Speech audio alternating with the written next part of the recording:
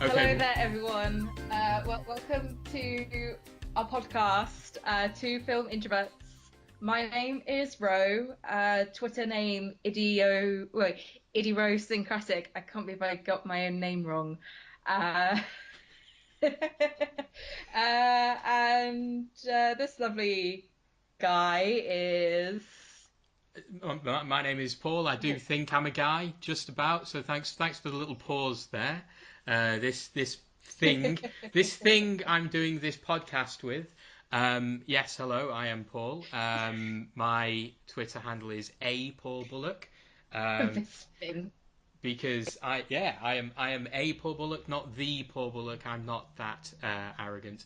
And you may know me from banging on about Spielberg way too much. Yeah.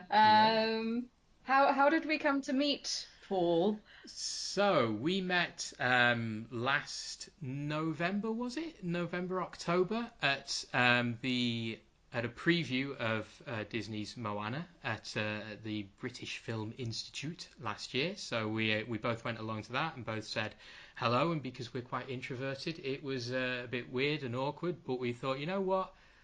That person's okay. So we thought, let's do a podcast together. Yeah. Was it you who added me on Twitter first, or I I am. added you? I can't quite remember.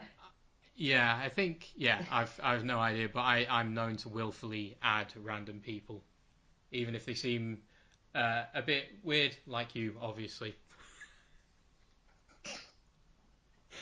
Yeah. So tell us a bit about yourself, Paul, and then we can move on to me. I'll tell you a bit about myself, and I'll try to avoid insulting you, which would be a nice start. So, yes, I am Paul. I like Steven Spielberg films an awful lot. You can find me banging on quite a lot about him on from directorstevenspielberg.tumblr.com and also also on Twitter. I also like Disney films, films in general, animation, and dogs. To be quite honest, I do love a good dog. And that's it from me.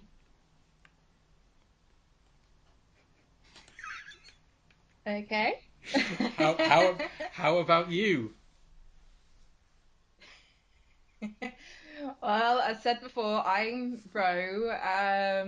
I am a film graduate, and I've grown up watching Disney films and animation. Oh yeah, I'm also a big theme park enthusiast. Hmm. Uh, so I do travel quite a fair bit. I have been meaning to get on with like multiple projects that like I do have a blog and um yeah, I just have plans to do things, but I just never get round to them because I just procrastinate. And currently, my form of procrastinating is binge watching Cheers. Um, so there we go. It's better than most other forms of procrastination, I'll say that. So I think that covers us. Huh? What? I was just saying it's better than most forms of procrastination. Oh yeah. But I really should get on with things if I'm to have some kind of career in the future. Um, yeah. Okay, so moving on, I think we've said a decent amount about ourselves. Obviously, Yep. we'll find out more over the course of the podcast. But anyway, moving on, as I've said many times before, let's talk about Moana. It's Maui time! The ocean is a friend of mine.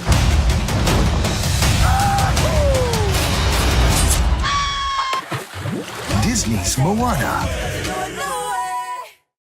When the film was first announced back several years ago, what did you make of the news, and did you follow the uh, development up to the release of the trailers, So or I did you just find out about it through other means, like right before it was well, right when the trailers and the concept art were being released.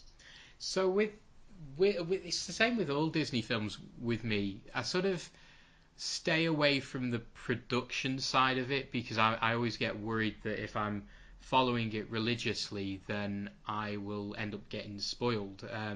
Like the Jurassic World 2 at the moment, to go off on a non-animation tangent, so much of that, because they're filming it at the moment, is getting completely spoiled.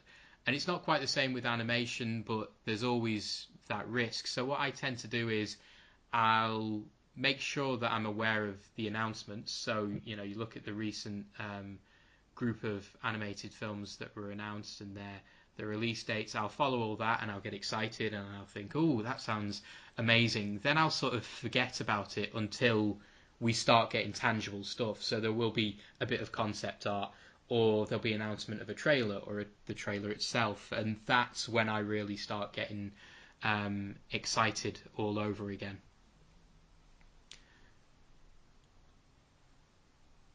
So how about you?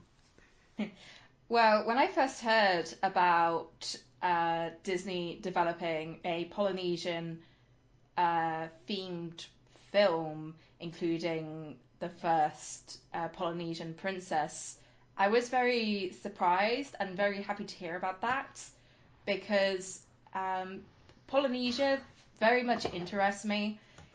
Although I haven't been in the Enchanted Tiki Room properly at any of the Disney parks, I'm still very much enticed by it, and I really enjoy watching POVs of it, finding out more about the characters. I'm just being general about this. And also, I'm quite a big fan of Musker and Clements' work in the past. So when I found out that they were directing it, that was like a bonus because of they did great films such as The Little Mermaid, Aladdin, Treasure Planet, which no one tends to mention, as well as Princess and the Frog, Hercules, and their first film, Basil the Great Mouse Detective.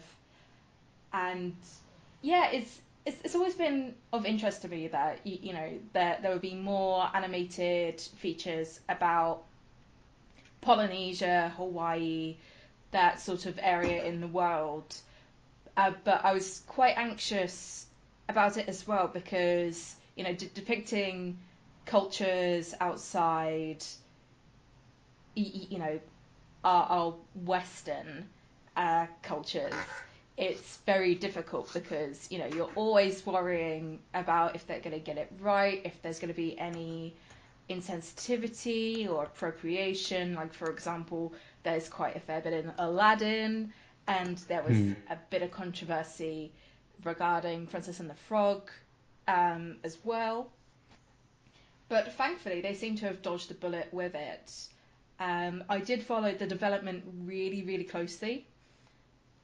Well, well, well, when I say closely, I mean as in looking on Tumblr and looking at the Disney Wikipedia and just like checking up on its progress. And it was quite amazing on how there was so much fan art being made of Moana herself at the time that it had been announced, and it was in development like way before the concept art for Moana was even released.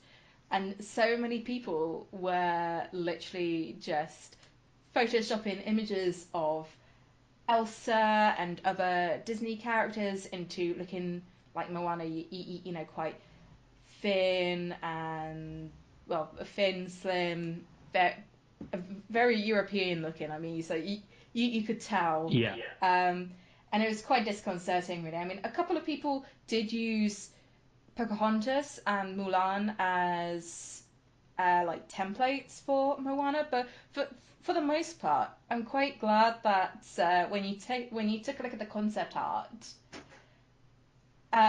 Moana kind of she doesn't look anything like the ones that everyone on Tumblr and DeviantArt was putting up. In fact, it was quite funny on how when it was this one article, I can't remember who it was by, but they had used a photoshopped image of Elsa as Moana, and they thought it was real, so they included it in the article about the concept arts. And I was just like, no. what are you on about? And it was just this mocked up logo as well, and it was very cringy. There wasn't that much about Maui though, or anything else. I mean, it was all about Moana, but just seeing that amount of concept art was amazing enough already. And then when it came up to all the details coming out and hearing that, Dwayne, the Rock Johnson was voicing Maui, I was like, oh, okay, that's interesting. They've actually cast a a guy with Samoan heritage, and then they cast the guy who plays the clone troopers in Star Wars as Moana's father. I was like, oh, okay, this development of adding in actual Polynesian, well, people with Polynesian heritage. That's great. That's exactly what we need to see. And then, of course, the voice of Moana was announced. Auli'i, Cravalho. I still can't figure out how to pronounce her name. I think she said like it was on a Reddit somewhere. She did a Q&A recently that explained how to pronounce her name. But then from there, it's like I stopped looking at the development like as soon as it went into the trailers and the little snippets of what the film was going to be like, because it was like from there on, I worried that the whole story would be spoiled because the advertising for the films tends to be completely different from the production who had made it in the first place. So I've read, and so it's the advertising companies that will inadvertently spoil things, not the studios themselves. So then when I came to seeing it at the BFI at the same time as you, Paul, I was pleasantly surprised and happy that it was as great as I imagined it would be and not disappointing at all. I'm not sure where to go from here. No, but I think my experiences are pretty much the same, really. In that there's always that trepidation when you get Hollywood and Western film studios sort of taking on other cultures, and you're desperately hoping that they've done their research and they get it right. I think you and I have spoken about Pixar doing Coco at the moment, and the hope that they've actually engaged properly with that culture, and it's authentic, and they're actually paying attention. I was lucky enough, before even the BFI screening, I went to the Empire Live event, which happened, I think, either the September or October of last year. So it was very close to that BFI screening, and we saw some clips from the film, and we also saw lots and lots of video, sort of behind the scenes footage of the team behind Moana going out to this culture, sort of engaging with it, and lots of little things were tweaked based on that insight, really. So Maui, for example, was originally going to be bald, because I think they always had The Rock in mind before he was officially cast. They were sort of thinking of him. So they made him bald like The Rock, and then people on these islands said, well, actually, no, this character, this god, we've in myth, we've always envisioned him as having, very thick, lustrous hair, and that's almost where he gets his strength from. It's sort of like Samson, in a way. So there was a lot of really interesting stuff that they engaged with there. And I think it's definitely helped make a better film than it would have been had they not gone to all that effort.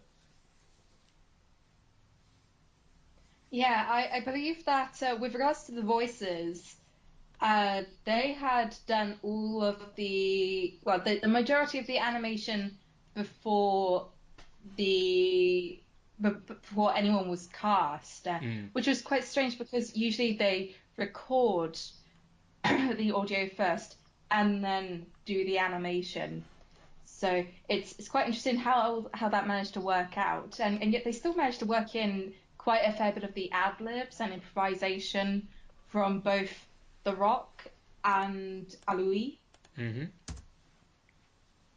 Yeah, absolutely. And it's always sort of exciting to see that happen when you get that on screen, and you can sort of um, get the sense of a bit of spontaneity rather than just reading off the script. And it's always the risk with animated films, I suppose. It's always such a complicated process, and everything has to be so well planned out that sometimes animated films can seem very mechanical in terms of performance and delivery.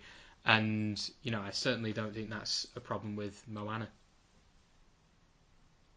Yeah, the film didn't feel very mechanical to me at all. I No. thought that the story blended in very well, it and God, what else can I say except it's great. Mm. Okay, I'm just a massive fangirl for it. Did you cry when you first saw the film? Well, I'm a terrible crier in films. I saw Wonder Woman over the weekend and cried probably twice, maybe three times during that. I will cry at anything pretty much. And yeah, the end of Moana definitely had me in tears. Um, it's incredibly powerful, and I think that ending is what made me. It bumped it up. I think we met up after the film, and I was sort of saying that up until the last act, it's a very very good film. I think that last act and what they do with Te and Te Fiti and that whole switcheroo that they do there, it for me it took it from being very good to being masterpiece status.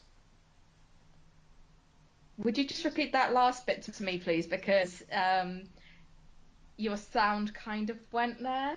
Um, it was about the last act. So yeah, so I think up until the last act, the film was very good.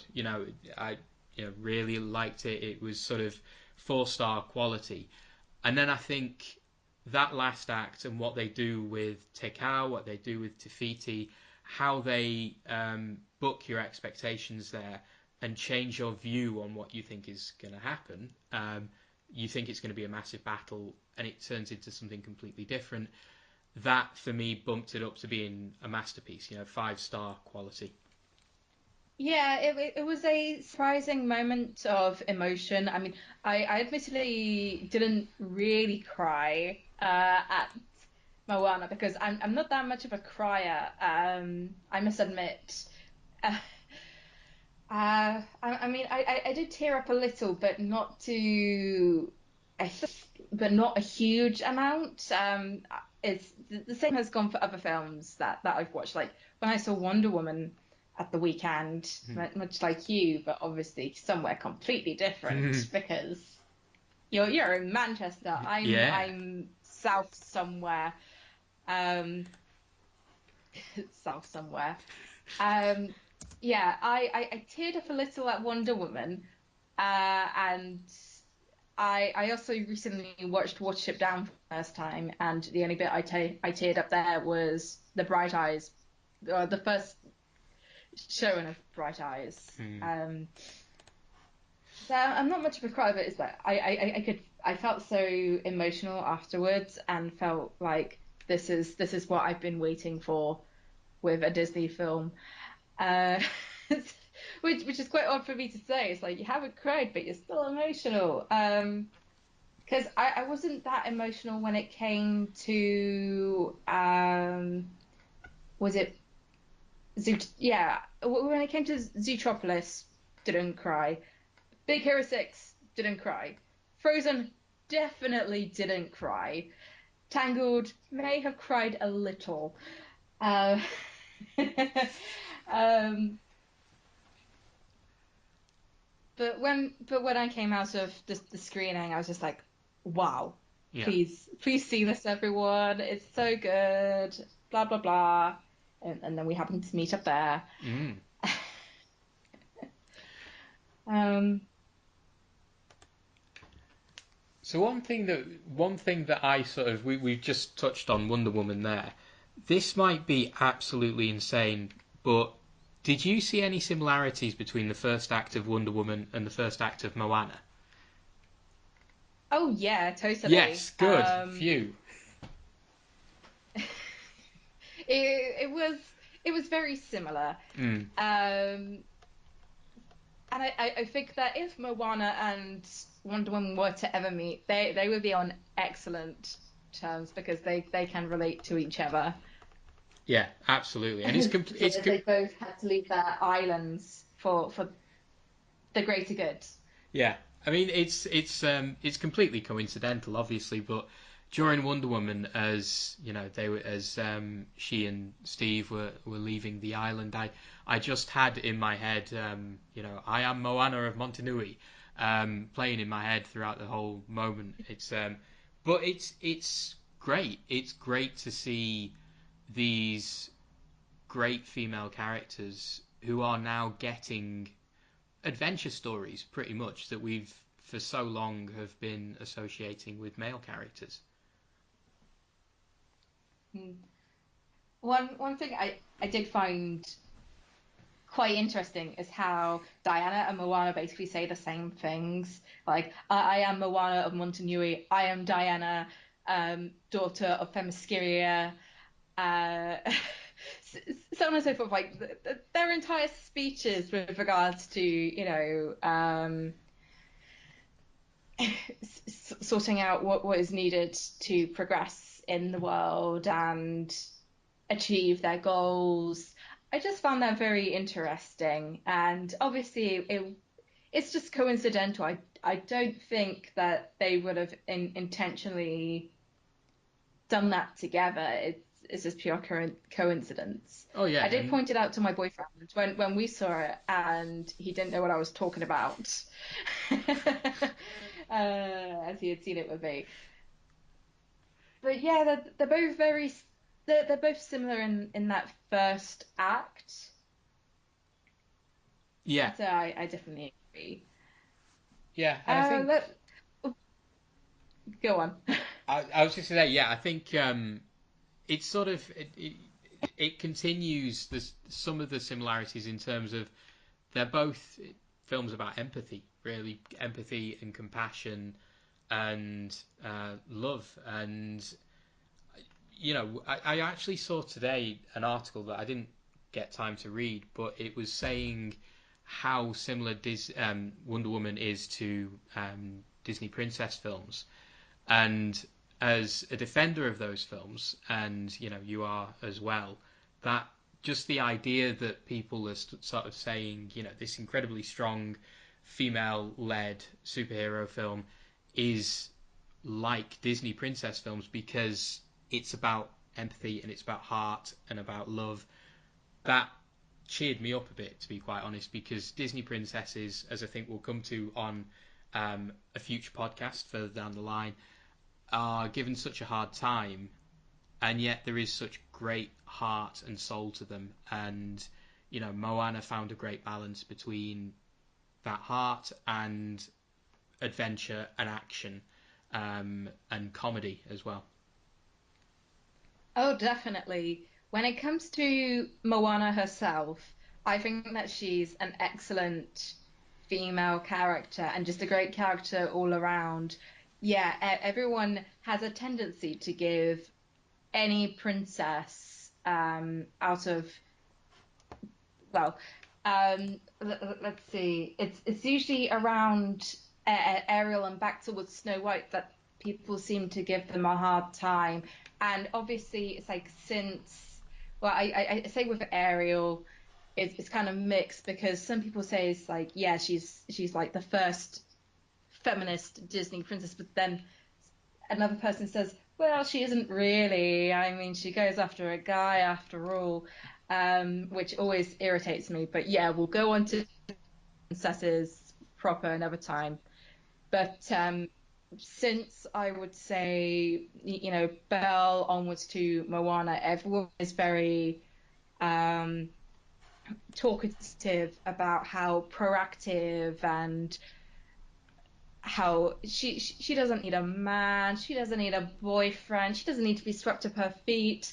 They always go on about it. But things with Moana is that she can stand very well without needing, you know, a prince type character to sweep her off her feet. She stands on her own because she's doing this for the love of her family and the love of her people, and that's what makes her very strong.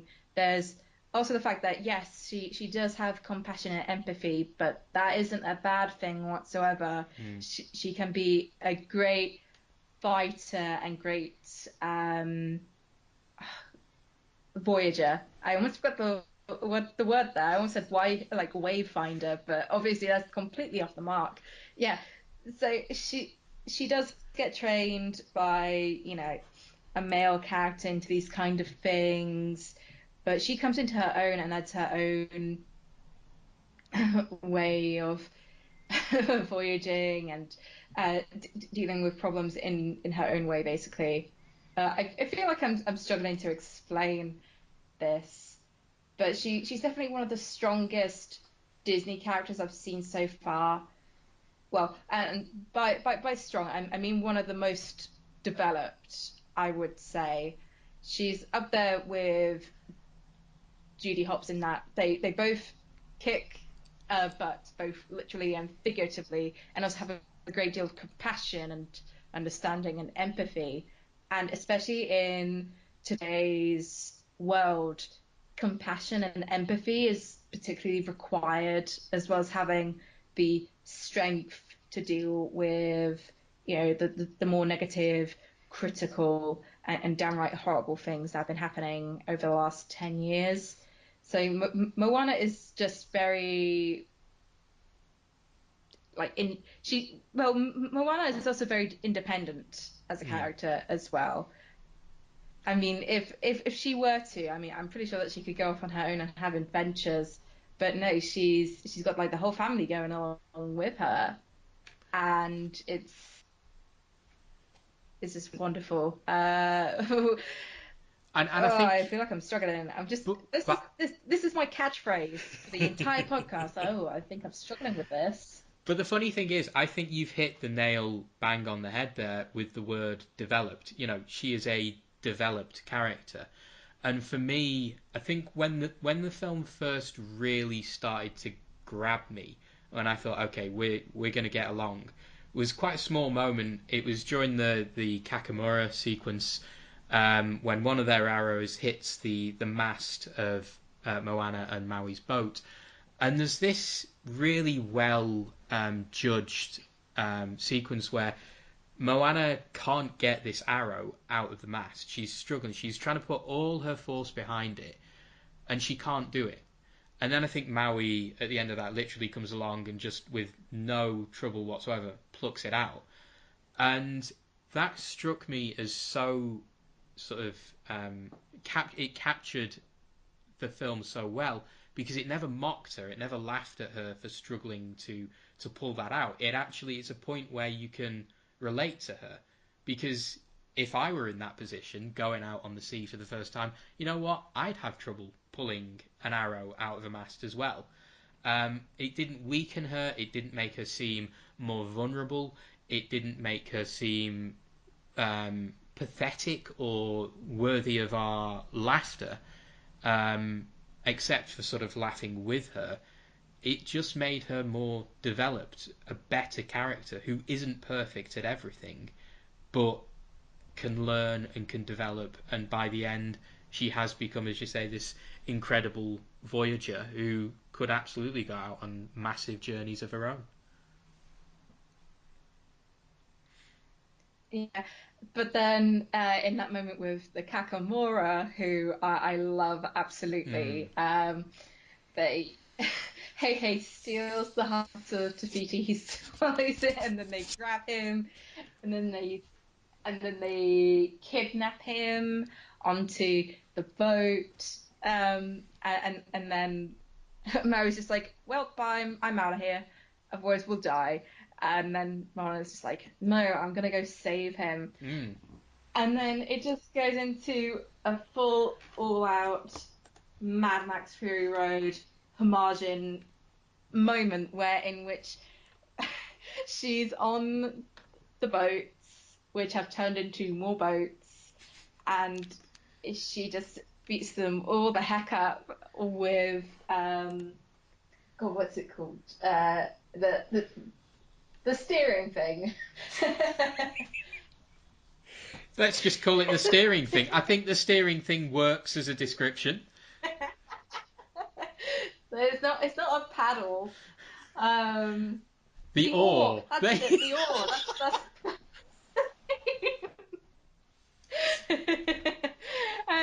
Yeah, and it's just like just chucks them off and beats them down, and then she in her teeth, and then she skids right on down to the boat. And then it's all safe and sound from there after they escape the boats within boats of the Kakamora. And then she pretty much shows that she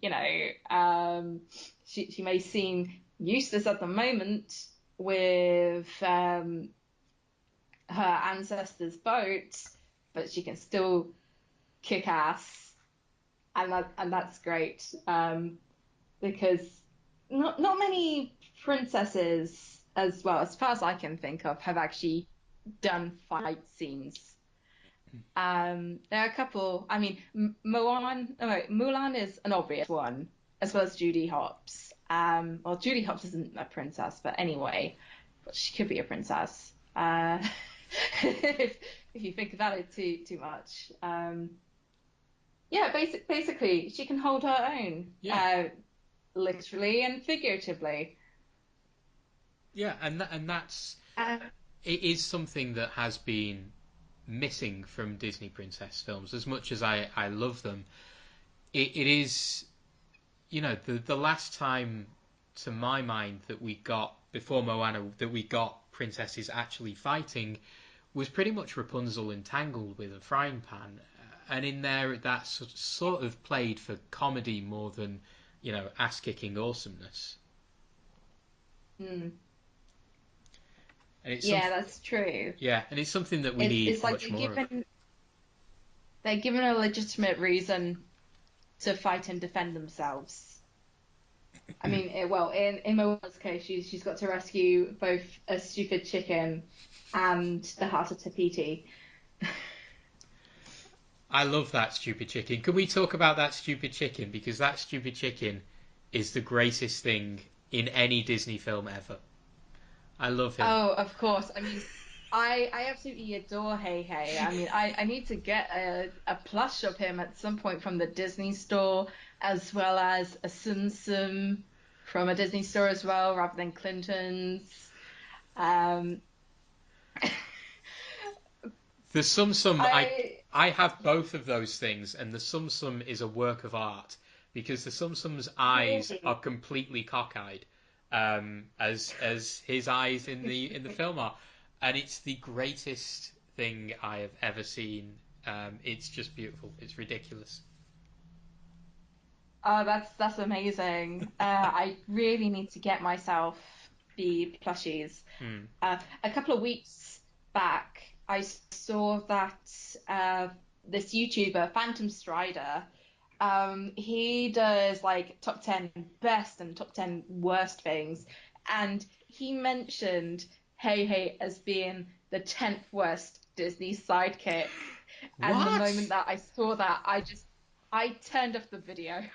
Yeah, don't give him the viewers. Yeah, terrible. No one should talk smack about Hei Hei.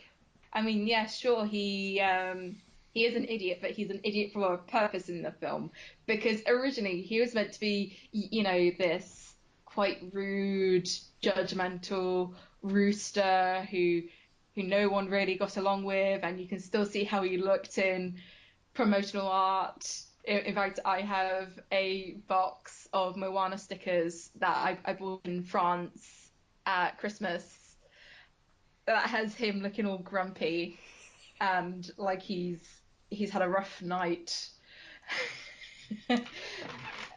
They are. And it's quite amazing how his character completely changed in production. Have you got the Art of book? Because there's an awful lot of really amazing pieces of art in there that are just angry Hei Hei. And it's I hilarious. haven't got it. It's I well need to worth get picking it. up. Yeah, it's really, all as a bit of a tangent. I much prefer Disney art of books to Pixar art of books because the Disney ones seem to have a lot more meat to them in terms of the actual writing, whereas Pixar books are they're just the art without the contextualizing writing as well.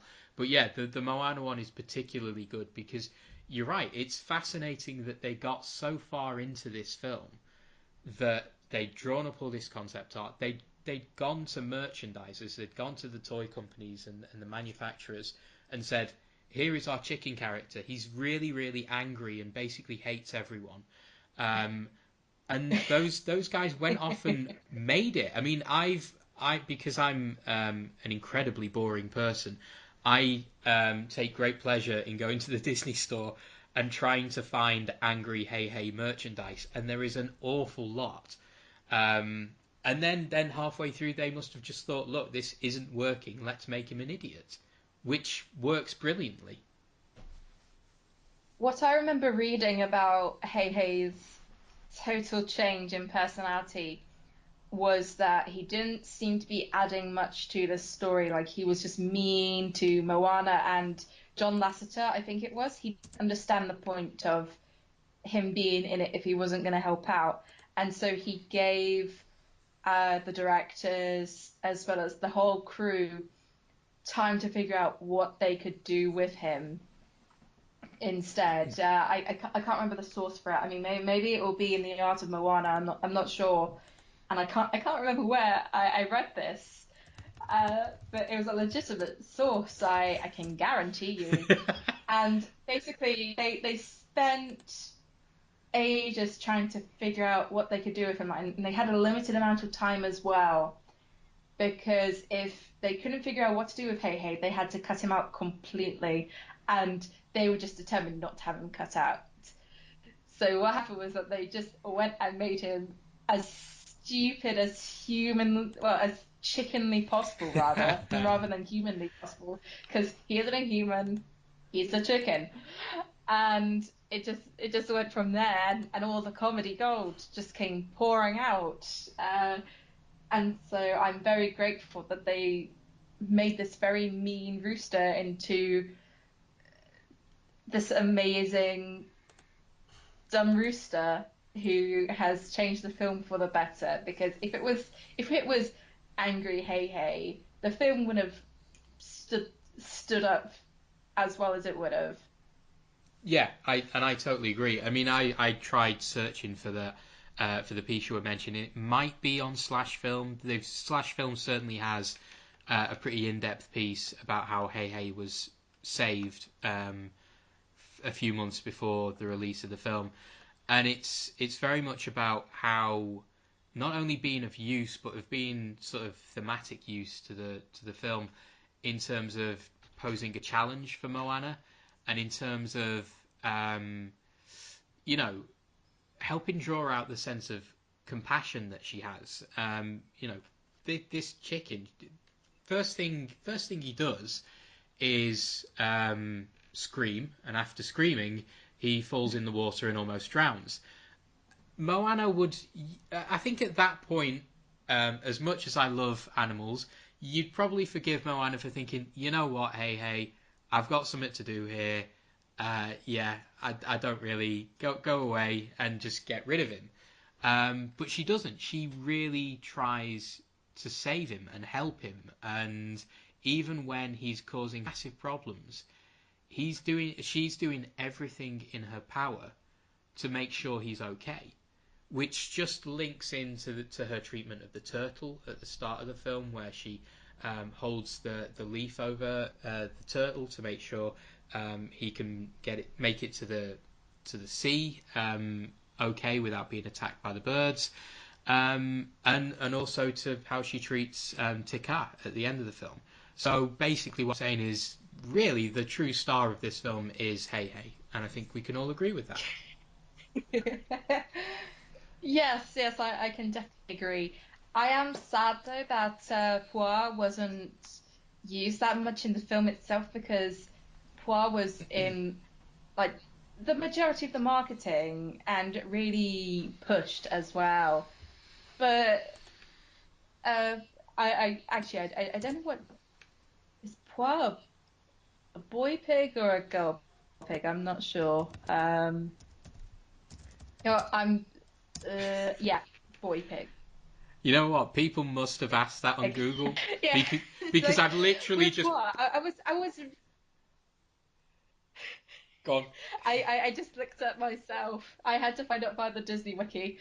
Um, yeah, so as as I was saying, I was really hoping that Poir would be in it, but obviously he was in it up to the point where in which Moana leaves Montanui, and then it becomes all about Hei Hei, and then we don't see Poir until she arrives back after saving the world.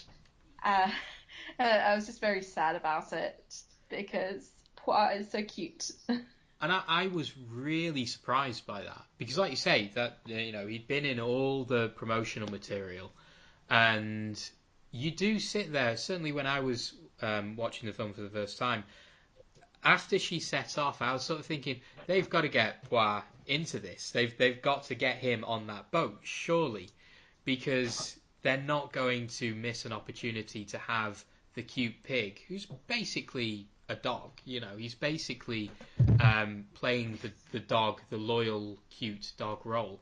There's no way that he's not going to be a major star in this film, and he wasn't. And that it's actually, they deserve a bit of applause for that, because it would have been very easy for them to say, okay, we're going to make sure this cute character, is in this film as much as possible because it'll sell merchandise. And they didn't. Instead, they went for the angry / stupid chicken. And it's really admirable.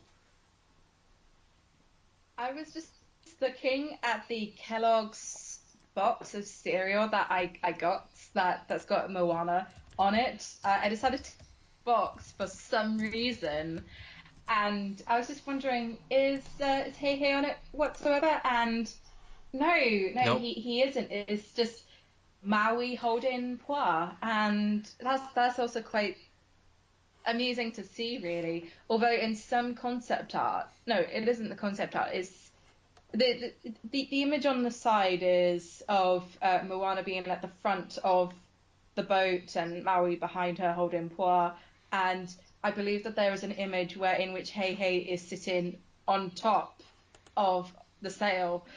But he isn't in this whatsoever. So obviously this must have been released or at least sent out before the changes were made, I think. Or maybe they just put Poir on there so that when it came to advertising, it's like they were enticed by the cute pig. Yeah. And Yeah. unfortunately, I have been trying to get more of the Moana cereal because it's actually very good. I Is must it? admit. But the thing is that it costs like £3 per box. Yes. It's like I I don't think I can do that bank account. No, no, and I a few months ago I was in the supermarket. I was looking for cereal, and I saw that cereal, and I thought, right, Hei Hei's going to be on this box, and he wasn't. And I thought, no, no sale, no chicken, no sale.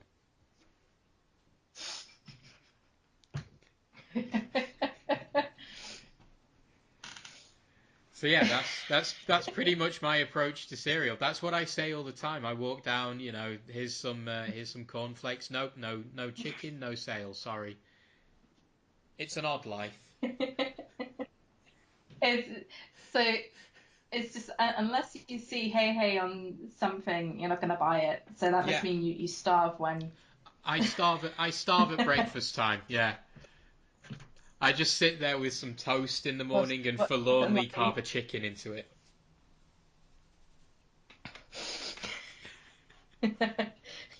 You're just trying to make those fancy pancakes with all those details and different coloured bits of batter, just trying to make a Hey Hey, but then you flip it over and Hey Hey just doesn't look like Hey Hey whatsoever. It's just a mess of red, yellow, and green. Yeah, let me tell you, right? What They is have. that? I've just seen before we started talking tonight. I've seen on the Nerdist ingredients for making ET cookies, and that is an area that nobody wants me to go down because it's going to happen and it's going to be a disaster. Of baked goods Baked. that are created after Steven Spielberg characters. Yeah, Wow. it's a whole world of disaster for me. I will try and make ET, and I'll end up making Mac and Me more than ET. Oh, um, But back to Moana. that yeah, yeah.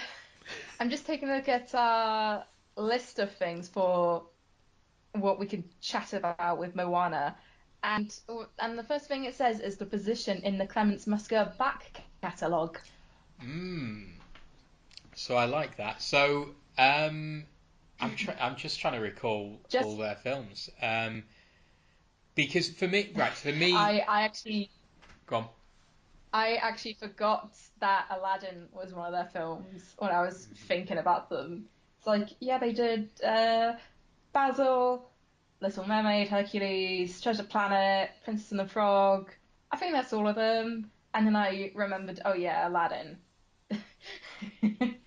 Um, but yeah, just to catch our viewers up with what Clements and Musker have previously done, they used to be animators at the Walt Disney Company. In fact, they were part of the changing of the old guard with the old men.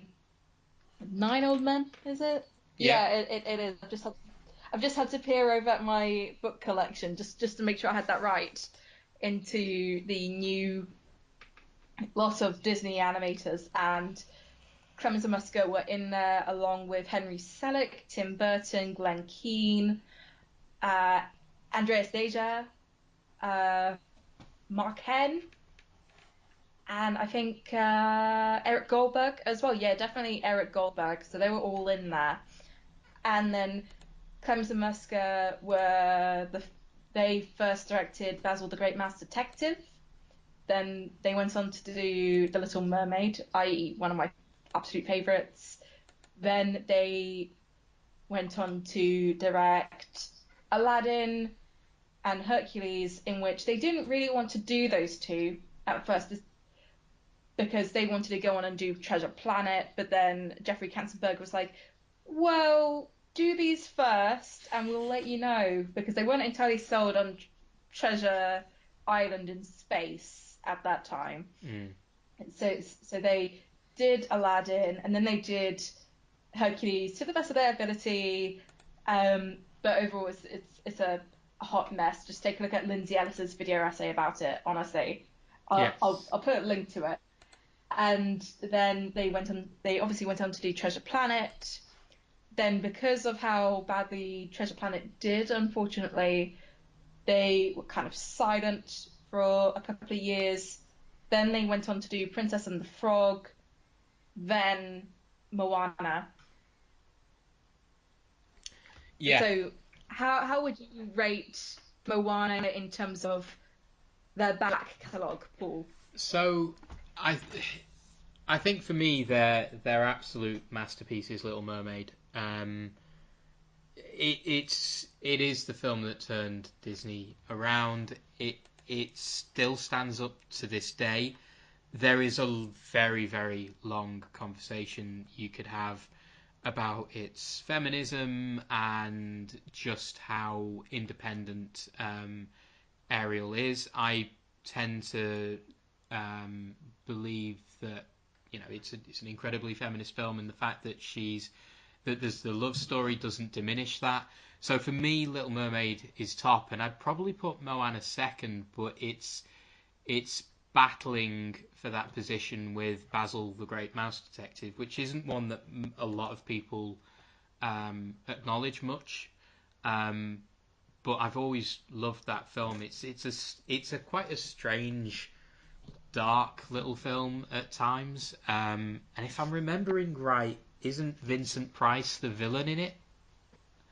Yes, he Yeah. is. He's the voice of Ratigan, and There you go. he has said in the past, like when he was asked about it or what his favorite role was, he said that Ratigan is his favorite, like the favorite character that he's portrayed, and the character that he played in The Witchfinder General. Like, I can't remember his name whatsoever.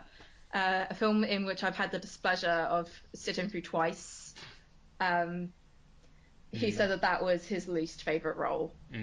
But yeah, Vincent Price was in a Disney film, and he also did the narration for Phantom Manor originally 1992 for Disneyland Paris.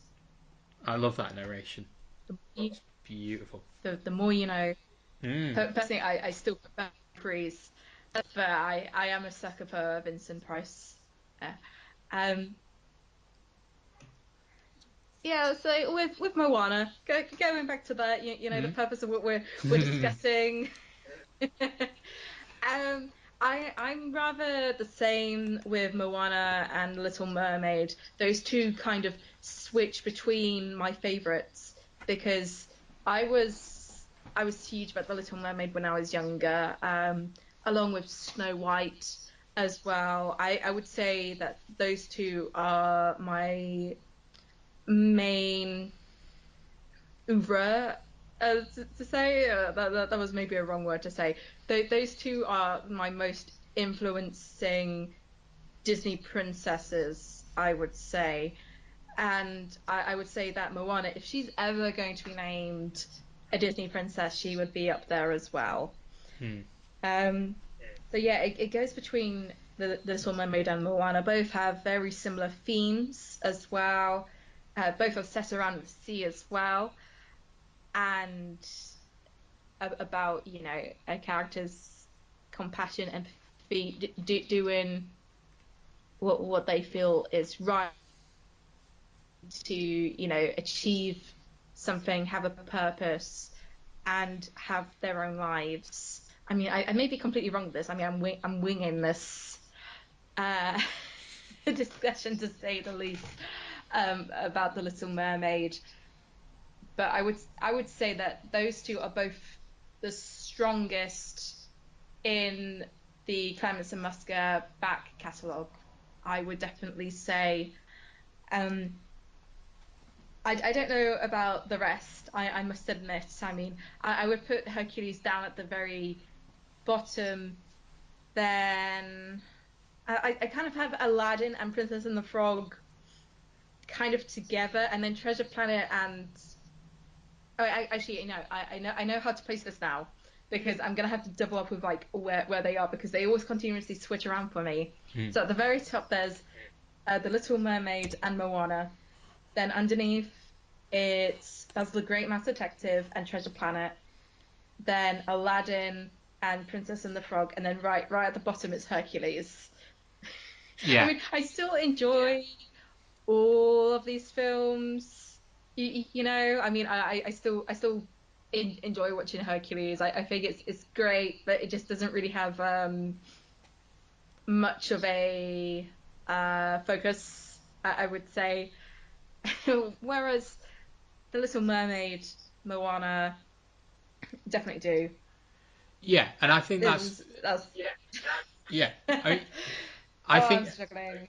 I think that's a fair assessment of certainly Hercules. It's such a film without any sort of driving force behind it, any sort of real focus. And I try and watch it every time it's on TV.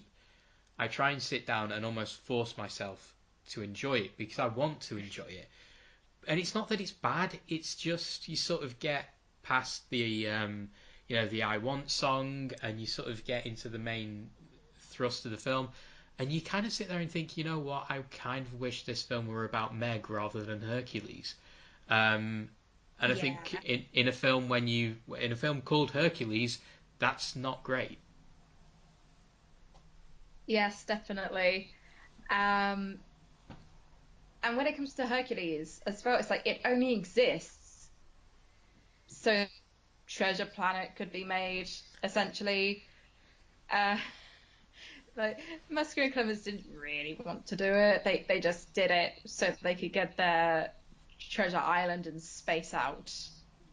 And they wanted to do it like even back when they were asked to do Aladdin as well. They were like pushing the studio to let them do that, but Katzenberg was like, no, no, you're doing Aladdin, and then try and do Hercules as well, like before Katzenberg left, and then just went from there. Yeah, yeah, totally. And it is like you say, it's a film of function pretty much. But it is interesting that both of us have put Little Mermaid and Moana right at the top of our lists because I really do think there's a lot of similarities. And one thing that we've not touched on so far that is one of the big things about Moana is the music. And in particular, Lin-Manuel Miranda's songs. Because if you compare his songwriting, and I'm by no means an expert on songwriting, but if you compare that to say the songwriting on Frozen, for example, as anybody who has read my writing, I once put together a 6,000 word long article on Frozen, so I love Frozen, but Lin-Manuel Miranda's writing has a real sincerity to it that I think is more in touch with The Little Mermaid than what we got in Frozen or what we got in Tangled, for example. Frozen in particular is so much about lots of wordplay and lots of the lyrics there are very immediately funny. Lin-Manuel Miranda's lyrics are not unfunny, but there's this real sense of you almost see Ariel on rock, yearning for the life that she wants in Lin-Manuel Miranda's music. There's such sincerity there, and I really, really like that about what he did on Moana. I didn't actually know who Lin-Manuel Miranda was for ages. Like I had heard of him, but I was like, who is he? And then I found out about Hamilton, and then I was like, oh, okay. And obviously everyone went through a craze about Hamilton, and I didn't understand what the fuss was. I'm so I mean, I tried listening to it, but it just wasn't my kind of thing when it comes to musicals.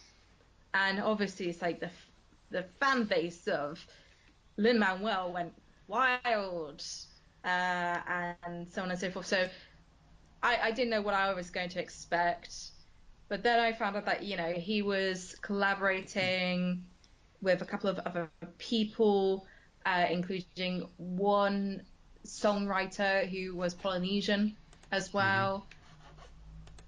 So we actually we actually got to hear Polynesian singing as well. It like for the entire film, which was great because otherwise, if it was just like Western musical stuff, I don't the film would have held up maybe as well. So just the fact that they actually included the language from, I think it is Samoa. Yep. Um, I, yeah, I think it was Samoa because I was going through the comments on a YouTube playlist of the Moana music, and so many Polynesians were praising the heck out of the lyrics and the fact that they're not using just a made-up language, that they're using one that has existed for centuries, eons, possibly. Who knows? Uh, Polynesians existing as long as the Incas and the Mayans. Imagine that. Yeah. And I could actually be with that. I don't know. But otherwise, I could be talking a load of rubbish. We'll see. But yeah, I was just pleasantly surprised with Miranda's music. As yeah. well, obviously, I didn't know what to expect with him. And now he's going on to be in Ducktales. Woohoo. Nice. Nicely done. Yeah, and he's in everything. He's in Mary Poppins Returns as well. You know, he's sort of... God, yeah. Yeah, he's sort of become Disney's go-to guy now. And I'm pretty sure... Is he not writing some songs for the live-action Little Mermaid that they're going to do? I'm sure I've heard something like that. I could be completely wrong. I don't know. So when you first said the live action Little Mermaid, I was thinking, is that the Broadway one, or? And then I realized, yeah, you're talking about what is essentially the reboot. Yes. I don't know. Let's check out his Wikipedia page. I was trying to say Wikipedia, but then I failed. Oh, it was a noble Cringe. effort. I'm actually looking now. There's nothing on there about it, unless I'm missing something.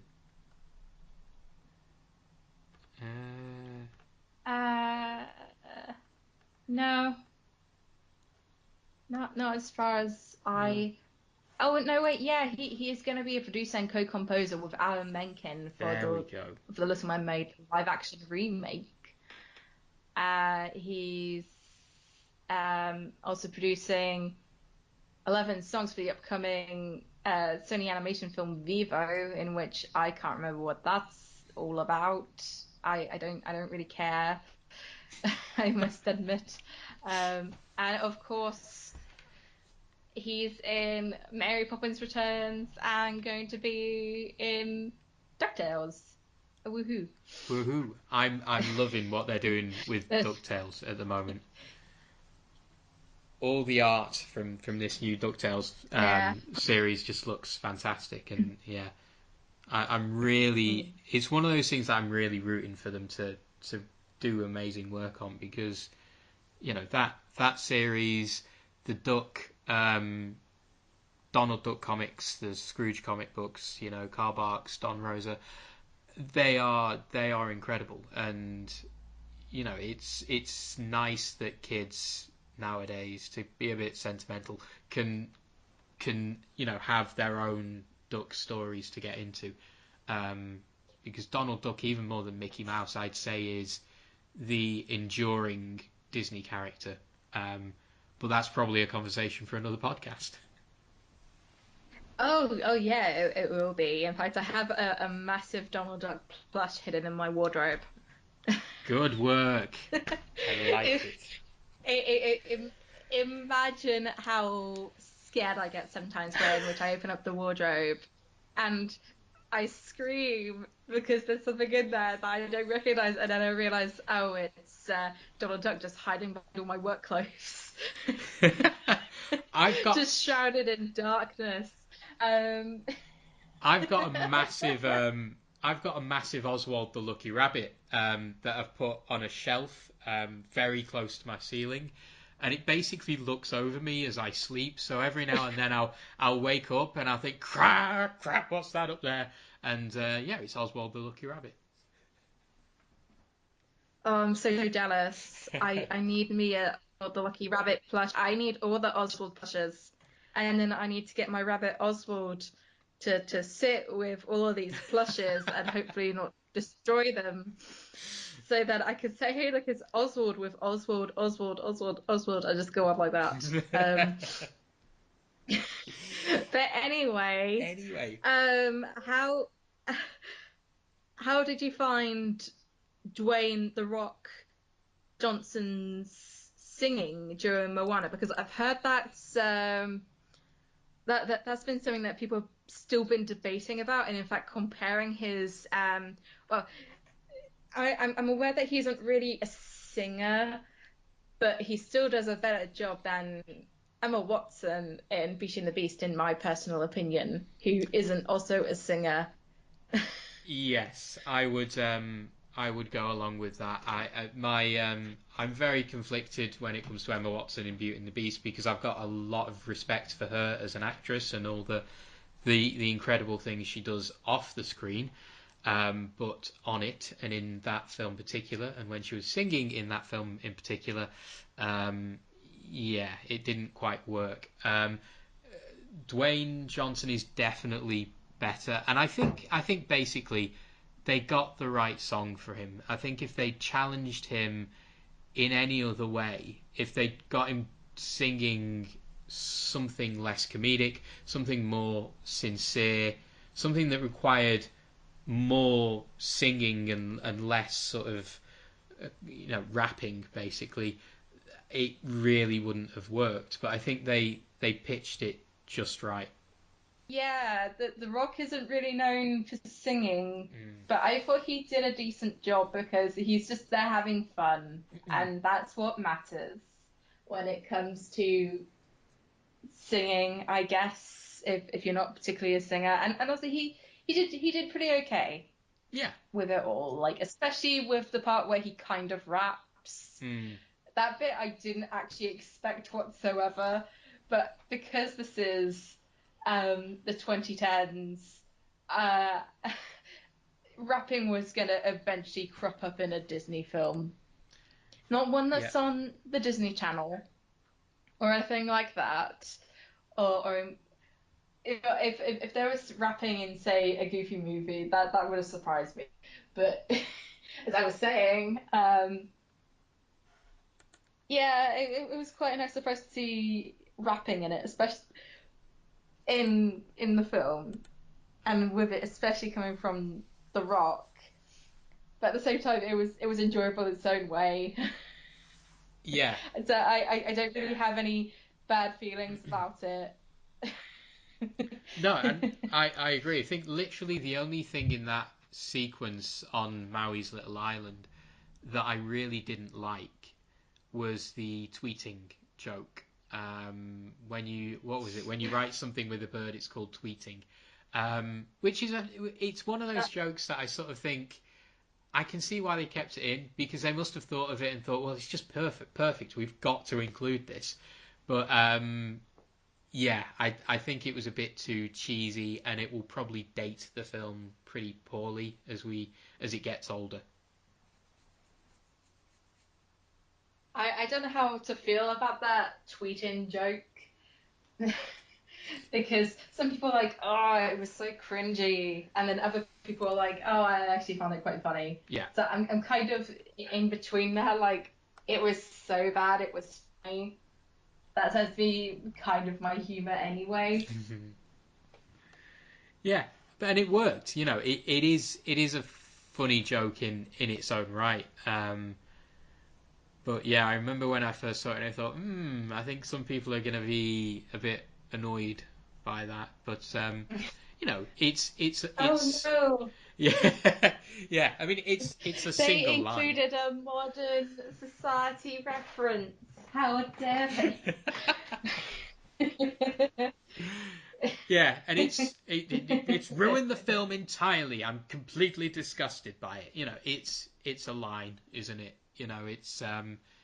It's here 1 second, gone the next. So it does the job, I think. It's a line then drawn with several other lines by Hei Hei's beak. Yes, That's what it is. that's exactly what it It's is. a line followed by other lines, and then finishing with another line with Hei Hei's beak. There we go. There you go.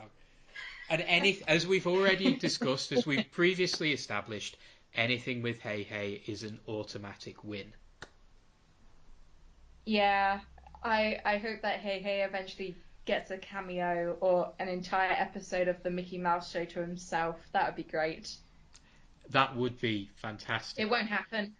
I genuinely love to see them do some sort of shorts with Hei Hei, because I think one of the reasons I love that character so much is he's such a great silent film style character.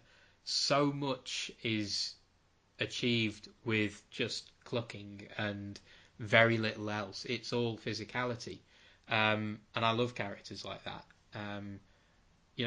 That first scream he does, that little twitch of his eye before the camera pulls out, never fails to make me laugh. It's perfect every single time. But yeah, this is a podcast about Moana, not Hei Hei. But I could definitely do one about Hei Hei. We can always turn it around to be about Hei Hei. Yeah, just go through every last frame. Hei Hei's 2,799th frame is a true masterpiece. What, really? Yeah, oh yeah, absolutely. Analyze them all. Oh dear. Oh my goodness. What do you...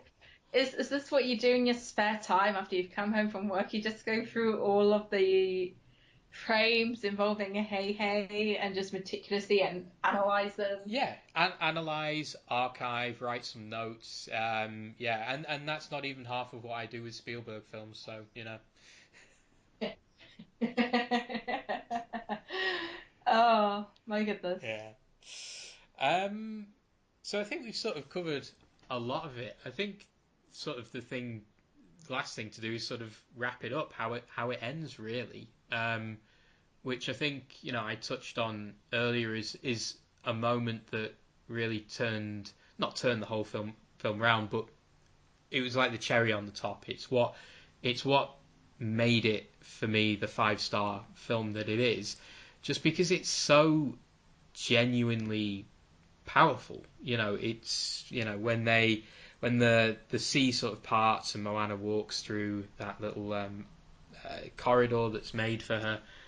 It's sort of what I love about Disney films and Disney princess films. In a nutshell, it's completely unapologetic in its sincerity, and it just, it goes for it. There's no arched eyebrows. There's no sense of nudging the audience. It's just purely making a really nice point about decency and compassion. Yes, I completely agree with that. Moana is just a film that never cheers to. Wait, what am I saying? I was going to say it never fails to cheer me up, but then instead I said it's a fail. Oh.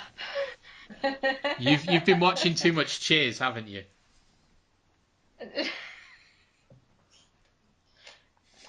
I can't remember where I am in season.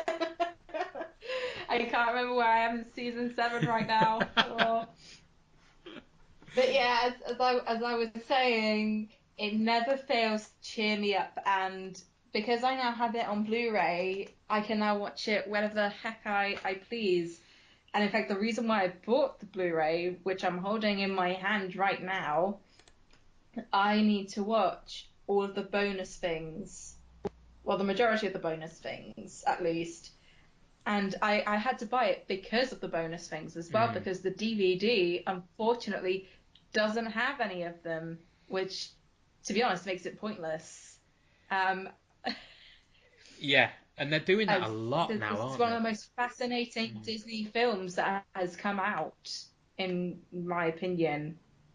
No, and I agree So with that. I need to I need to go through all of them at some point and listen to it with the audio commentary, because I find commentaries really fascinating to listen to. I mean, when you've watched a film time and time again, it's always good to hear like what the directors had to say or what the cast and crew had to say about it, especially when they're doing it in real time, not just at convenient parts where you have like a massive pause and then they go on to talk about that sequence. So like it just flows freely. It's kind of like a podcast with a film. Yeah, that's the best description. There you go. So Yeah, that's right. yeah. Meticulously planned out and perfect, obviously. But yeah, I There's mean, there's there's being all meticulous and planned out is all right, but sometimes you just got to let it flow and improvise, even if that's at the cost of your own dignity. yeah. That's our excuse anyway. Yeah, but I mean that's what makes conversation. I mean that's definitely what I've always liked about audio commentaries. I don't particularly like the ones that sound like a lecture because they're a bit boring. You know, the ones that are just sitting down and having a chat. That's where you get the really interesting tidbits out. That's where you get the really interesting stuff.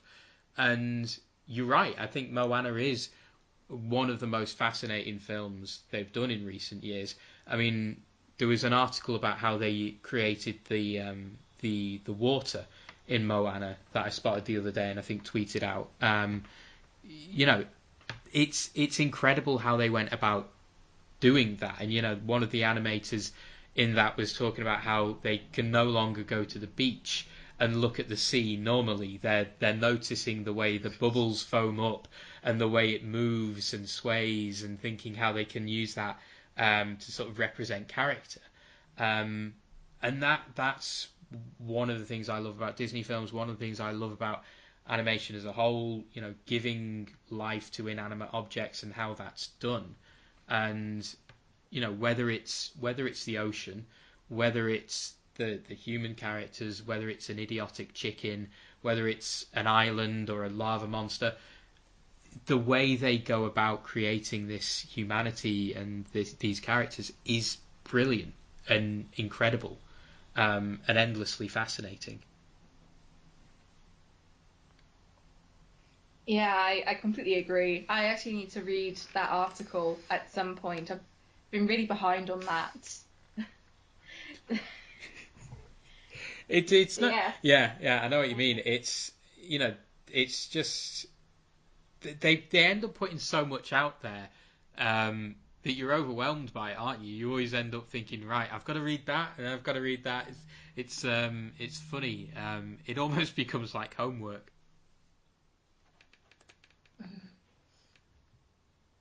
Yeah, kind of like how on YouTube you get just like a backlog of watch later videos, Mm. and then you realize that you're in too deep and you can't get on with all of these things. I have so many films and documentaries that I need to watch on there.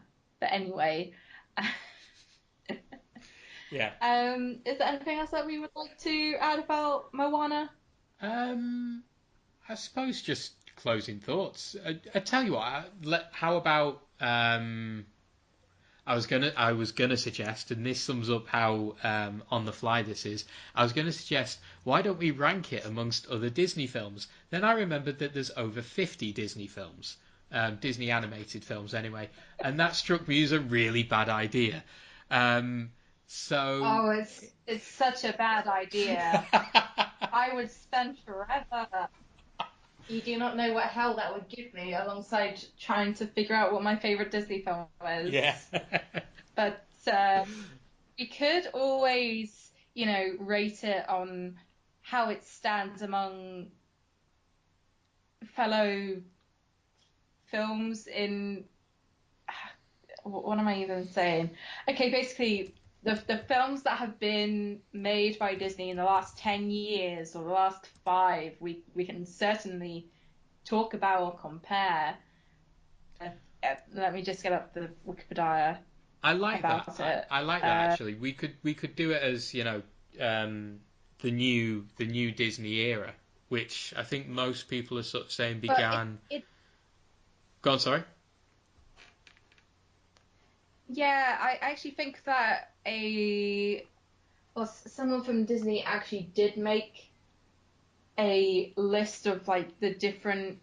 It was an official listing of like the different eras of Disney and what the stuff comes underneath.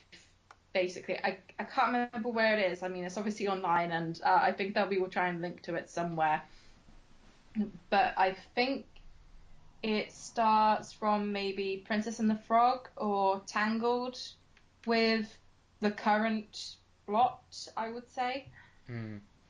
Yeah, and I think in terms of that, if we're using that as the point the point in time, yeah, if we're using that as the period of time, yeah, I you know what, I'd probably put Moana second behind Frozen. And as I've said, I've written, ridiculous amounts about Frozen. I genuinely could spend ages talking about that film. And I think Moana isn't that far short of it. Yeah, so I'd put it second behind Frozen. Okay, so there are 7 films so far from about Tangled. So there's Tangled, Winnie the Pooh, Wreck-It Ralph, Frozen, Big Hero 6, Zootopia, and Moana. Obviously, Ralph Breaks the Internet, Wreck-It Ralph 2 hasn't been released, so we can't count that because we haven't seen it yet, for obvious reasons. Okay, so I would personally rate Moana at the top, followed by Tangled, or actually no, I put Zootopia next, then Tangled, Big Hero 6, no, actually Frozen, maybe. Okay, I'm gonna put Big Hero 6 and Frozen on the same level because I don't know how I feel about them. But my feelings about Frozen are complicated. We can discuss that in another podcast. Yes. It's not that I do like it, just I have various issues with it and how it's being seen at the moment. And then I would maybe say Winnie the Pooh and Wreck-It Ralph. I'm quite a big fan of the Winnie the Pooh film. Yeah. I must admit. Me it too. is so good. It's just the entire joke about the knot is excellent, and also the fact that Tom Kenny voices Rabbit as well. That's a winning combination. Yeah, that honestly, anyone who's listening and who hasn't seen the Winnie the Pooh film that they made in, I think it was 2011, watch it. It's about 60 minutes long. It's pretty short, but the knot joke, and you'll know it when you see it. This extended sequence that plays on the various spellings and meanings of the word knot is genuinely hilarious. It's just perfect. There's no other word for it. So much. It's just perfection. And it gets more ridiculous. Once you've thought, right, I've laughed at this as much as I can laugh at it, it gets funnier. And it's just brilliant. When Pooh says, "Who's there?" that never fails to make me laugh. But yes, that honestly we could do an entire podcast on that joke alone. Well, you could. And I will. Don't give me ideas because it's genuinely one of my favorite things. But yes, from the last 7 years, I would definitely rate Moana my favorite out of the ones that have been so far. It's just, well, actually, I'd call it one of my favorite Disney films. Obviously, I can't say which is my favorite Disney film because that's impossible for me. But yes, it's up there. Yeah, and it really is that good. It's tremendous. So, yes, now we've come to the end of discussing Moana. Is there anything else? Well, we shall tie up what we're talking about with Moana and move on to maybe something else briefly, like news or what we've been watching lately in terms of films, just briefly. Yeah, I like the idea of doing a little sort of film recommendation. So yeah, let's close with that. Yeah. Um, so the most recent films that I have been watching are Wonder Woman and Weekend at Bernie's. That is an incredible duo you've got there. I know. I'm sure that I've watched something else in that time, but I can't remember what. But Weekend at Bernie's is really good. Um, I've heard it's gotten bad reviews in the past, and I only really know about it because it's mentioned as Rachel's actual favorite film in Friends. I can't remember which episode it was, but yeah, I was just fascinated by it, and then I finally watched it, and it's so funny, and it took over my expectations basically. I mean, I thought it was going to be a load of rubbish, but no, I was wrong. It was a load of good rubbish. Yeah. And then, of course, we've got Wonder Woman, which is probably it's definitely the best superhero film that I've seen so far. I mean, I honestly prefer it over what's come out of Marvel recently. I mean, I'm actually I'm a big fan of Thor and Captain America in Marvel's Avengers. So I quite like their films. Apart from, wait, no. Let me just. Okay, basically, I like Captain America and Thor, all right? And Wonder Woman, without going into too much detail about it, she is basically a combination of Captain America and Thor, but a woman. I could probably beat them both up with no sweat. Yeah. I'll put it that way. And in fact, the film itself is very similar to Captain America, except obviously set in World War One rather than World War Two. In which I think it's good that they put it in World War One because then it's added in with the suffragette movement and the fact that women's roles back then were very much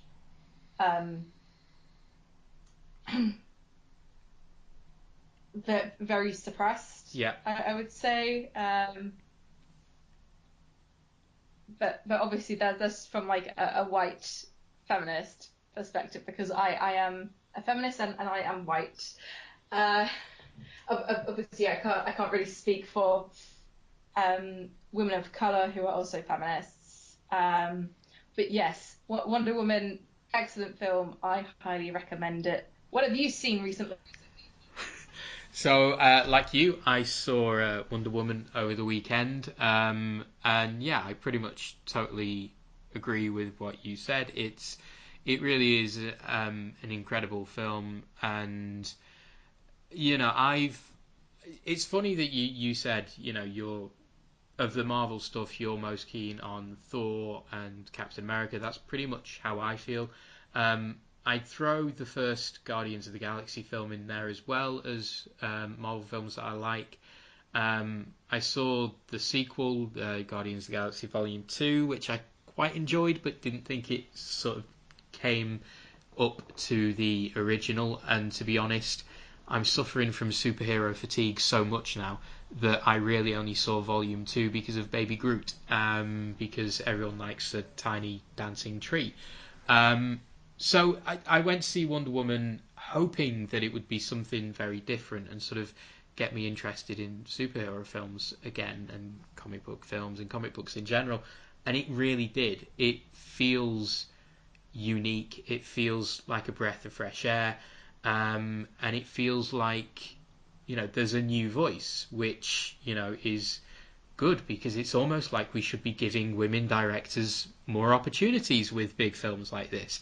And the fact that it's gone on to do so well at the box office just underlines that. I think people are reacting to the fact that, wow, it does feel a bit different. It's nice to see a film with a superhero film with a female lead. And yeah, it's just tremendous. And it's been really interesting reading a lot of the commentary and seeing the pictures of young girls going to see it and, feeling empowered. It's sort of what the superhero genre should do. Empower people who feel otherwise disenfranchised, and Wonder Woman hopefully is a step in that direction.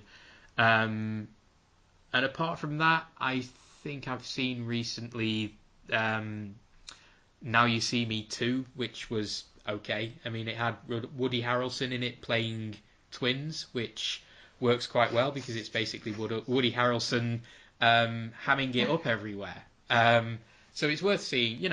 I quite like the original, the first film. I quite like this.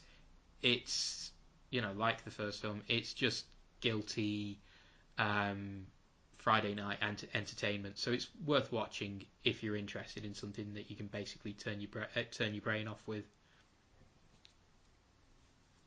I think I've seen Now You See Me, but I haven't seen the sequel yet. Although I did quite enjoy the film, I must admit. I mean, it wasn't great, but it's just good fun, and especially if you're interested in magicians and illusions, it's certainly up. It's not quite up there. It's up there enough to be something that you can just go along with. I mean, obviously, it's not going to be the best film about magicians, uh, but I liked it. I am aware that the sequel has Dan Rad in it. It does indeed. How is he? And he's quite good in it. Me. He's quite good. He's I've always sort of had a soft spot for him because he comes across as such a nice guy. He just comes across as a really decent guy, and I think all the Harry Potter cast do pretty much. And yeah, it's like the rest of the film. But you haven't actually watched the Harry Potter films, have you? I have actually. I've watched the Harry Potter films. I've never read the Harry Potter books. Yeah. Oh, okay. Yeah. Read them. Yeah, I know. I really do. And again, this is a complete tangent, but I went with my brother to the Harry Potter tour thing, and genuinely, it's been a while since I've gone to a geeky thing like that and had such a really nice time, even though I'm surrounded by people who are much more up to speed on Harry Potter than I am. It was genuinely nice because there's such a wide group of people there, from various different countries, young boys, young girls, men, women. It's the Harry Potter franchise is a bit of a lesson to other franchises that perhaps are a little bit stuck in older ways of thinking, and fan bases that aren't as diverse as perhaps they could be. But yeah, I've seen the Harry Potter films, not read the books. Kind of always had a soft spot for Daniel Radcliffe, and nothing taxes him in this film, but he does a decent job with it. He's a good laugh, and like the rest of the film, it does its job. It's hard not to be entertained by it. I think I will eventually watch it in the name of Woody Harrelson and Dan Rad. I don't really care about the Jesse Eisenberg. Yes. So he's leading it again. Yeah. I don't care much for him at all, No. and I still confuse him for Michael Cera. So that's something. I do the same. I absolutely do the same. So, yeah, but going back to the studio tour, I actually went there a few years ago with my boyfriend, and apparently they were filming Fantastic Beasts over on a soundstage nearby. Oh wow, But that's cool. yeah, didn't actually see anything of it. I mean, I saw the screens up for it, so I assume it was an exterior set. But that was quite interesting to see. Although I'm not huge on Fantastic Beasts myself. But yeah, that was cool. I'd like to go back there sometime. Yeah, We'll see. It's a really nice. They've done a really great job with it. It feels immersive. it feels like you're really learning something. There's a great forced perspective display there that they have, which is really simple, but it blew my mind, and I spent a good 10 minutes trying to beat it, almost trying to take a picture that showed, I've got one over on you, Mr. Forced Perspective thing. And yeah, it was really, really nicely done.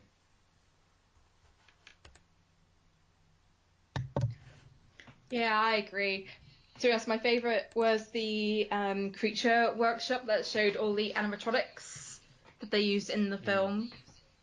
That was great. I mean, especially with the Lupin werewolf as well. That was utterly terrifying to see. Oh, yes. Going back to Wonder Woman, I actually was really surprised to see that David Pulis was in it. I had no idea. I'm quite a big David Pulis fan, and I didn't even know that he was in it. So, what does that say about me? I'm obviously not a big fan if I didn't know he was in it. I was surprised too. Yeah. I don't want to spoil anything about Wonder Woman, but just wow, he was really good at it. His mustache in particular, that was great. It could have been its own character. It is a brilliantly cast film, and yeah, I do think his moustache and Kenneth Branagh's moustache in Murder on the Orient Express, by the look of that trailer, I think they're the front runners for best actor next year at the Oscars. If there was a facial hair award thing going on, then David Pulis's moustache and Kenneth Branagh's moustache are definitely up there. Yeah, they are incredible. Yeah, but I was surprised to see him in there as well, and the whole film from top to bottom is really well cast, really smartly cast as well. So another reason to go and see it. Yeah, I think I will see Murder on the Orient Express, maybe.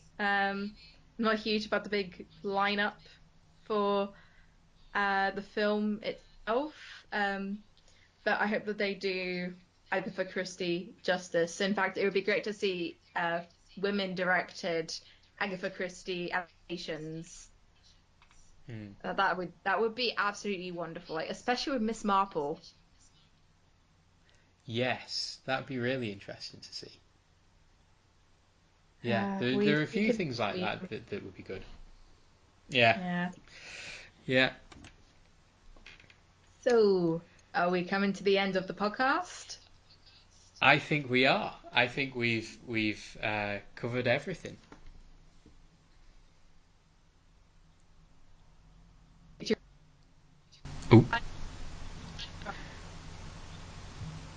Oh, you're dropping out a bit.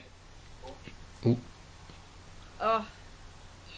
There you go. You're back. You're back. Okay. So to reiterate who we are, I'm Rowe.